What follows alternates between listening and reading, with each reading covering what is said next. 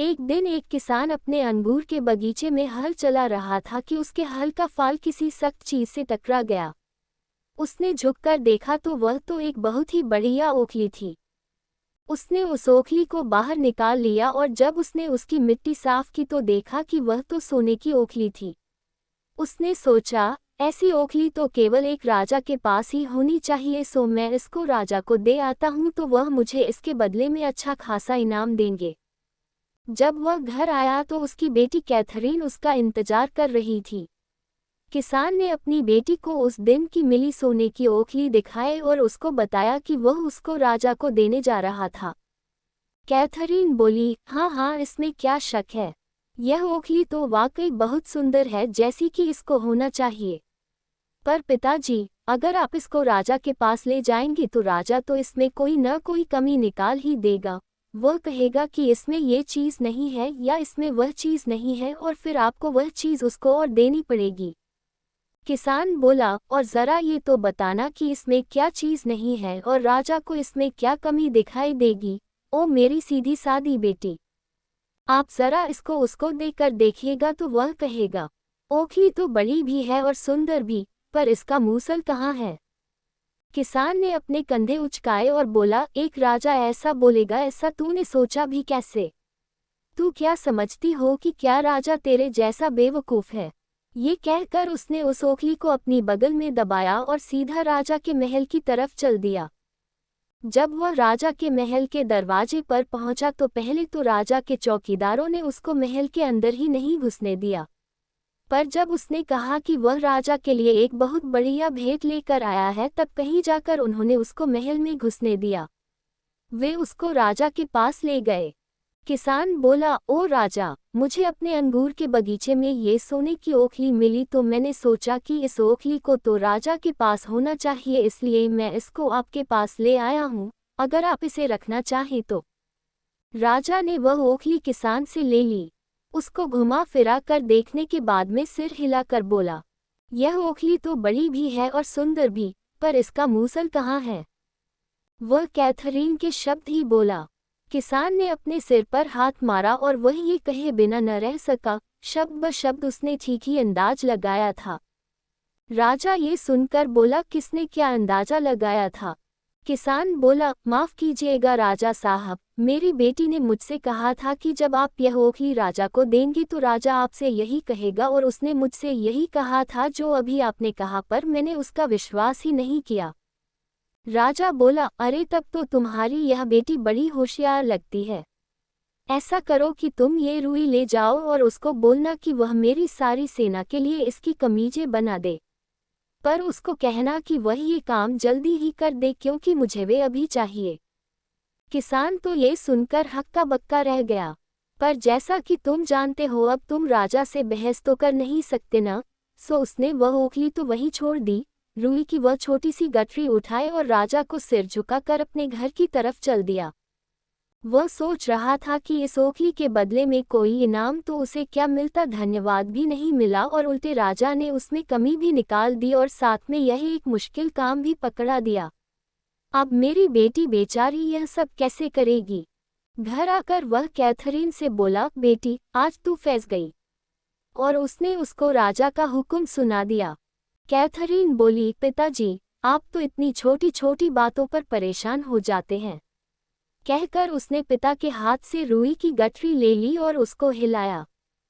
चाहे रुई को कितने भी होशियार आदमी ने क्यों न साफ किया हो, पर फिर भी रुई में हमेशा ही थोड़ी बहुत गंदगी रह ही जाती है। सो जैसे ही कैथरीन ने रुई की उस गठरी को उठाकर हिलाया, उसमें से कुछ गंदगी नीचे गिर पड़ी। वह गंदगी इतने छोटे टुकड़ों में थी कि मुश्किल से ही दिखाई दे रही थी। कैथरीन ने उस गंदगी को उठा लिया और उसको अपने पिता को देती हुई बोली, ये लीजिए पिताजी, आप अभी अभी राजा के पास वापस चले जाइए और मेरी तरफ से उनसे कहिएगा कि मैं उनके लिए कमीजें तो बना दूंगी, पर क्योंकि मेरे पास कपड़ा बुनने की कोई चीज़ या मशीन नहीं है तो वह इन मुट्ठी भर तिनकों से मेरे लिए एक कपड़ा बुनने की मशीन बनवा दें। उनके हुक्म का शब्द ब शब्द पालन किया जाएगा। किसान की तो राजा के पास दोबारा जाने की हिम्मत ही नहीं हो रही थी, खासकर कैथरीन का ये संदेश लेकर, पर कैथरीन जब उसके पीछे पड़ी तो वह जाने के लिए तैयार हो गया। वह राजा के पास गया और जाकर कैथरीन का वह संदेश राजा को दिया तो राजा को लगा कि वह लड़की तो बहुत होशियार थी, तो उसने उससे मिलने की इच्छा प्रकट की। अब वह उसे अपनी आंख से देखना चाहता था। उसने किसान से कहा, तुम्हारी बेटी तो बहुत होशियार है, उसको महल में भेजो ताकि मैं भी उससे बात करके कुछ आनंद ले सकूं। पर ध्यान रहे कि जब वह मेरे पास आए तो न तो वह बिना कपड़ों के हो और न ही वह कपड़े पहने हो। उसका पेट न तो भरा हो और न खाली हो, न उस समय दिन हो न रात हो, न तो वह पैदल हो और न ही घोड़े पर। वह मेरी हर बात को ध्यान में रखकर ही मेरे पास आए, नहीं तो तुम दोनों के सिर काट लिए जाएंगे। किसान बेचारा ये सब सुनकर बहुत दुखी हुआ और यह सोचकर मुंह लटकाए हुए घर की तरफ चल दिया कि बस अब तो उन दोनों को मरना ही है। अच्छा होता अगर वह अपनी बेटी की बात मानकर वह सोने की ओखली लेकर राजा के पास जाता ही नहीं। पर अब क्या हो सकता था, अब तो तीर कमान से छूट चुका था। घर आकर उसने अपनी बेटी से कहा, बस अब हम तुम दोनों मरने के लिए तैयार हो जाएं। बेटी ने आश्चर्य से पूछा, अच्छा वह क्यों भला? बोलिए पिताजी, वहाँ हुआ क्या, मुझे भी तो कुछ बताइए। किसान ने राजा के महल में जो कुछ हुआ वह और राजा ने जो कुछ उससे कहा वह सब उसको बता दिया और बोला, ये सब तू कैसे करेगी बेटी? ये सुनकर कैथरीन हंस दी। बस पिताजी, इतनी सी बात, आप बिल्कुल परेशान न हों, ये सब बहुत आसान है, मुझे मालूम है कि यह सब कैसे करना है। बस आप मुझे थोड़ा सा मछली पकड़ने वाला जाल ला दें। किसान ने उसको मछली पकड़ने वाला जाल ला दिया। अगले दिन निकलने से पहले उसने कपड़ों की बजाय अपने शरीर को मछली पकड़ने वाले जाल से ढका। इस तरह से न तो वह बिना कपड़ों के थी और न ही उसने कोई कपड़ा पहना हुआ था। उसने एक लूपिन खाए जिससे उसका पेट न तो भरा और न खाली ही रहा। अपनी बकरी पर चढ़ी और अपने एक पैर को जमीन पर घसीटते हुए और दूसरे पैर को हवा में उठाकर चली। इस तरह से वह न तो अपने पैरों पर चल रही थी और न ही घोड़े पर सवार थी। जब वह राजा के महल पहुंची तो उस समय बस थोड़ा सा झुटपुटा ही हो रहा था। इस तरह उस समय न तो दिन ही था और न रात ही थी। इस तरीके से आते देखकर महल के चौकीदारों ने उसको एक पागल लड़की समझा और महल के बाहर ही रोक दिया। पर जब उनको ये पता चला कि वह तो केवल राजा के हुक्म का पालन कर रही थी तो चौकीदार उसको राजा के पास ले गए। वहां जाकर कैथरीन बोली, मैजेस्टी, मैं आपके हुक्म के अनुसार ही आई हूँ। उसको इस रूप में देखकर राजा का तो हंसते हंसते पेट ही फटने लगा। जब उसका हंसना कुछ कम हुआ तो वह बोला, कैथरीन, मैं तुम्हारे जैसी चतुर लड़की की ही तलाश में था। मैं तुमसे शादी करूंगा और तुमको अपनी रानी बनाऊंगा, पर एक शर्त पर कि तुम मेरे कामों में दखल नहीं दोगी। बोलो, क्या तुम्हें मंजूर है? मुझसे शादी करोगी? शायद राजा सोच रहा था कि कैथरीन उससे ज्यादा होशियार है, इसीलिए उसने ये शर्त रखी। कैथरीन ने कहा कि वह अपने पिता से पूछकर बताएगी। पर किसान ने जब ये सुना तो बोला, देखो बेटी, अगर राजा तुमको अपनी पत्नी बनाना चाहता है तो तुम्हारे पास और कोई चारा नहीं है सिवाय उससे शादी करने के। पर यह भी ख्याल रखना कि अगर राजा ने इतनी जल्दी यह निश्चय किया है कि वह क्या चाहता है तो उतनी ही जल्दी वह ये भी निश्चय कर सकता है कि वह क्या नहीं चाहता है। इसके साथ यह भी ख्याल रखना कि तुम अपने काम वाले कपड़े यहाँ खूंटी पर टांग जाना, क्योंकि अगर कभी तुमको घर वापस आना पड़ जाए तो कम से कम तुम्हारे पास पहनने के कपड़े तो हों। पर कैथरीन तो इतनी खुश और इतनी उमंग में थी कि उसने अपने पिता की बातों पर ध्यान ही नहीं दिया। कुछ दिन बाद कैथरीन की शादी राजा से हो गई। राज्य भर में खुशियां मनाई गईं, मेले लगे, सराय लोगों से भर गईं और बहुत सारे किसानों को तो चौराहों पर सोना पड़ा। वे चौराहे भी राजा के महल तक लोगों से भरे पड़े थे। एक किसान अपनी एक गाय जिसको बच्चा होने वाला था वह वहां उसको बेचने के लिए लेकर आया था, पर उसको ऐसी कोई जगह नहीं मिल रही थी जहां वह अपनी गाय रख सकता। ये देखकर एक सराय के मालिक ने उससे कहा कि वह अपनी गाय उसके शेड में रख ले। उसके शेड में दूसरे किसानों का सामान भी रखा हुआ था, सो वहां उस किसान ने अपनी गाय को एक दूसरे किसान की गाड़ी से बांध दिया। इत्तेफाक की बात कि उसी रात को उसकी गाय को बच्चा बछड़ा हो गया।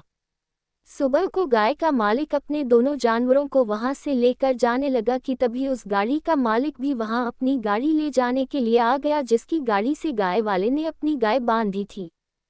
उसने गाय वाले से चिल्लाते हुए कहा, गाय के लिए तो ठीक है कि वह तुम्हारी है, पर बछड़े को मत छूना, वह मेरा है। गाय वाला बोला, तुम क्या कहना चाह रहे हो कि यह बछड़ा तुम्हारा है? ये बछड़ा मेरी गाय ने पिछली रात को ही तो दिया है। गाड़ी वाले ने पूछा, पर यह बछड़ा मेरा क्यों नहीं है? गाय गाड़ी से बंधी थी और गाड़ी मेरी है, इसलिए यह बछड़ा भी गाड़ी के मालिक का ही हुआ ना। दोनों में गर्मा गर्म बहस शुरू हो गई। गुस्से में आकर उन दोनों ने पास में पड़ी डंडियां उठा ली और एक दूसरे को मारने लगे। दोनों की लड़ाई का शोर सुनकर वहां भीड़ जमा हो गई। सिपाही भी दौड़ पड़े। उन्होंने दोनों को अलग अलग किया और दोनों को पकड़कर सीधे राजा के दरबार में ले गए।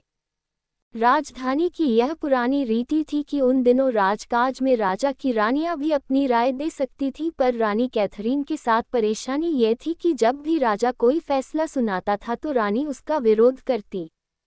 राजा उसकी इस बात से थक गया था, सो उसने उससे कहा, मैंने तुमको पहले ही मना किया था कि तुम मेरे मामलों के बीच में नहीं बोलोगी, पर तुम सुनती ही नहीं हो।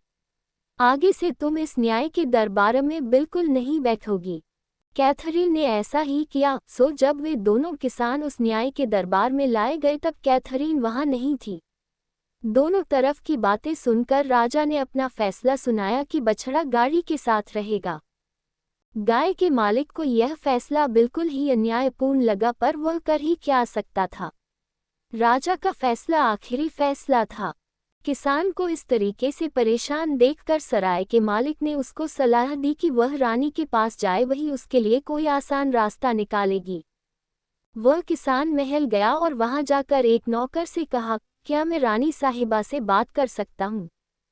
नौकर ने कहा कि यह मुमकिन नहीं है, क्योंकि राजा ने रानी को लोगों के मुकदमे सुनने से मना कर रखा है। किसान ये सुनकर बगीचे की दीवार तक अकेला ही चलता चला गया। वहां उसको रानी दिखाई दे गई तो वह बगीचे की दीवार कूदकर अंदर पहुंच गया और रानी के सामने जाकर रो पड़ा। रोकर उसने रानी को बताया कि उसके साथ उसके पति ने कैसा अन्याय किया है। रानी बोली, मेरी सलाह ये है कि राजा कल शिकार के लिए जा रहे हैं।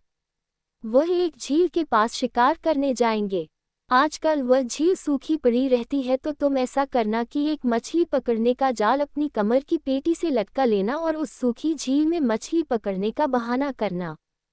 जब राजा किसी को उस सूखी झील में मछली पकड़ते देखेगा तो वह हंसेगा और तुमसे पूछेगा कि तुम एक सूखी झील में मछली कैसे पकड़ रहे हो, तो तुम उनको यह जवाब देना, मैजेस्टी, अगर एक गाड़ी एक बछड़े को जन्म दे सकती है तो मैं सूखी झील में मछली क्यों नहीं पकड़ सकता।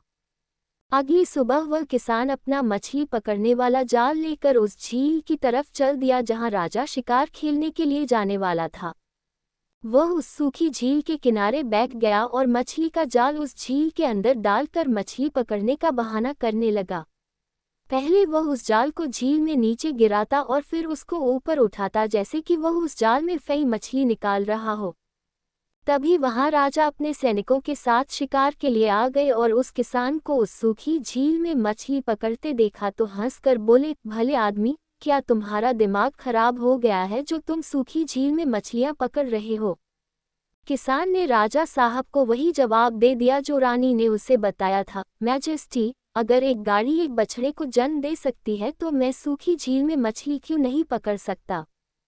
यह जवाब सुनकर राजा बोला, भले आदमी, ऐसा लगता है कि यह जवाब तुमको किसी ने सिखाया है। लगता है कि तुमने रानी से बात की है। किसान ने स्वीकार किया कि हाँ, उसने रानी से ही बात की है। इस पर राजा ने बछड़े के बारे में एक और नया फैसला सुना दिया कि बछड़ा गाय वाले किसान का था। उसके बाद उसने कैथरीन को बुलाया और कहा, तुम फिर सब गड़बड़ कर रही हो और तुमको पता है कि मैंने तुमको ये सब करने से मना किया है, पर तुम मानती ही नहीं हो, इसलिए अब मैं तुमको अपने घर में नहीं रख सकता। तुम अब अपने घर जा सकती हो। कुछ पल रुक कर वह बोला, और हाँ, जो तुमको यहाँ सबसे ज्यादा पसंद हो वह एक चीज तुम अपने साथ अपने घर ले जा सकती हो। तुम इसी शाम को अपने घर चली जाओ और जाकर फिर से एक देहाती लड़की बन जाओ। कैथरीन ने बड़ी नम्रता से कहा, मैं वैसा ही करूंगी जैसा आप कहेंगे, पर आप मेरे ऊपर एक मेहरबानी करें कि आप मुझे कल जाने की इजाज़त दे दें, क्योंकि अगर मैं आज गई तो हम दोनों के लिए यह बड़े शर्म की बात होगी और आपकी प्रजा हमारे बारे में बातें बनाएगी। राजा बोला, ठीक है, हम लोग आज शाम को आखिरी बार खाना एक साथ खाएंगे और फिर कल सुबह तुम चली जाना। कैथरीन तो बहुत होशियार थी। शाम को उसने रसोइये को भारी खाना बनाने का हुक्म दिया। जब वे दोनों खाना खाने बैठे तो राजा ने खूब पेट भरकर खाना खाया और जी भरकर शराब पी। कैथरीन उसके गिलास में शराब उड़ेलती रही और राजा पीता रहा। जल्दी ही राजा अपनी आराम कुर्सी पर ही गहरी नींद सो गया। कैथरीन ने नौकरों को बुलाया कि वे राजा की आराम कुर्सी लेकर उसके पीछे पीछे आएं। साथ में उसने ये भी कहा कि वे ये काम बिल्कुल चुपचाप रहकर करें, एक शब्द भी न बोलें। वे सब महल से बाहर निकले, फिर शहर के दरवाजे से बाहर निकले और फिर वह अपने घर ही आकर रुकी। तब तक काफी रात जा चुकी थी। उसने दरवाजे पर से ही आवाज लगाई, पिताजी, मैं हूँ, दरवाजा खोलिए। अपनी बेटी की आवाज सुनकर बूढ़ा किसान खिड़की की तरफ दौड़ा और बोला, बेटी, रात को इस समय मैंने तुझसे कहा था न कि इन लोगों का कोई भरोसा नहीं। अच्छा हुआ कि मैंने अपनी अक्लमंदी से तेरे काम करने वाले कपड़े यहाँ रखवा लिए थे। वे अभी यहीं हैं, खूंटी पर टंगे हुए हैं तेरे कमरे में। कैथरीन बोली, पिताजी, पहले मुझे अंदर तो आने दीजिए, फिर बात करते हैं। किसान ने घर का दरवाजा खोल दिया तो देखा कि कुछ नौकर एक आराम कुर्सी पर राजा को बिठाए लिए चले आ रहे हैं। किसान की तो समझ में ही नहीं आया कि यह सब हो क्या रहा है। कैथरीन राजा को अपने कमरे में ले गई, उसके कपड़े उतारे और अपने बिस्तर में सुला दिया। ये करके उसने सब नौकरों को वापस महल भेज दिया और वह खुद भी वहीं उसी कमरे में सो गई। आधी रात के करीब राजा की आंख खुली तो उसको अपना बिस्तर का गद्दा कुछ सख्त सा लगा और चादरें कुछ खुरदरी लगी। उसने करवट बदली तो देखा कि उसकी पत्नी भी वहीं पास में ही सो रही थी। उसने कैथरीन को जगाया और उससे पूछा, कैथरीन, क्या मैंने तुमसे यह नहीं कहा था कि तुम अपने घर चली जाओ? कैथरीन बोली, हाँ राजा साहब, आपने कहा तो था, पर अभी दिन नहीं निकला है, इसलिए अभी आप सो जाइए, सुबह होने पर बात करेंगे। राजा फिर सो गया। सुबह को जब वह गधों के रेंकने आई भेड़ों के मिमियाने की आवाज सुनकर उठा तो देखा कि दिन निकल आया था और सूरज की किरणें कमरे के अंदर आ रही थीं। वह चौंक कर उठा, क्योंकि वह ये समझ ही नहीं पाया कि वह था कहाँ। पर यह वह यकीन से कह सकता था कि वह उसके अपने महल का, उसका अपना कमरा नहीं था। कैथरीन बोली, पर आपने मुझसे ये भी तो कहा था कि मैं अपनी सबसे ज्यादा पसंद की एक चीज महल से लेकर अपने घर जा सकती हूँ। मुझे आप सबसे ज्यादा पसंद थे, सो मैं आपको लेकर अपने घर चली आई और अब मैं आपको अपने पास ही रखने वाली हूँ। राजा ये सुनकर खूब हंसा और फिर दोनों में सुलह हो गई। वे दोनों अपने महल वापस चले गए।